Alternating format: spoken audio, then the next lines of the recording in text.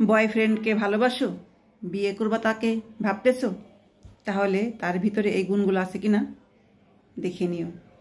যে তোমাকে অন্য মেয়ের সাথে তুলনা করে এবং অন্যকে দেখিয়ে বলে ও এমন, তুমি এমন না, তুমি ওর মতো হতে পারবে না, তাহলে বুঝে নিও সে তোমাকে কখনোই মন থেকে ভালোবাসে না। সে তোমাকে অন্যের সাথে কম্পেয়ার করে।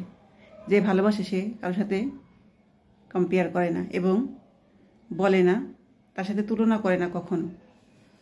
যে সত্যিকারে ভালোবাসে সে শুধু তোমাকেই ভালোবাসবে, কারোর সাথে তুলনা করবে না এবং বলবে না অমুক সে এভাবে, সে এত সুন্দর, ও এটা পারে সেটা পারে, তুমি কিছুই পারো না। আসলে এটা তারাই বলে যাদের ভিতরে খাদ আছে। খাদ মানে কি? ভালোবাসায় কমতি আছে।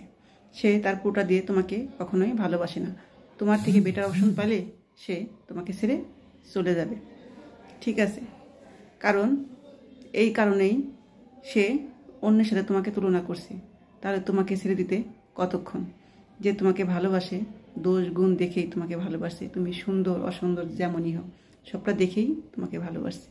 তারপরেই তুমি সিদ্ধান্ত নিচ্ছ তাকে তুমি তার জীবনসাথী করবে, তাই না? সেই মানুষটা যদি এরকম তোমার ভুল ধরে অন্যের সাথে মিলাতে যায়, তাহলে কখনো জীবনসাথী তাকে করো না। করলে তুমি সে জীবনে অনেক কষ্ট পাবে, সুখ সেখানে কখনোই পাবে না। যে মানুষটা আগেই অন্যের সাথে তোমাকে তুলনা করে, ঠিক আছে, সে কখনো তোমাকে ভালোবাসতে পারে না। যে ভালোবাসে সবটা মেনে নিয়েই ভালোবাসে। কখনোই সেই মানুষটাকে জীবনে জড়াইও না। জড়াইলে সারাটা জীবন ধুকে ধুকে মরতে হবে আর কষ্ট পেতে পেতে শেষ হয়ে যাবে জীবনটা।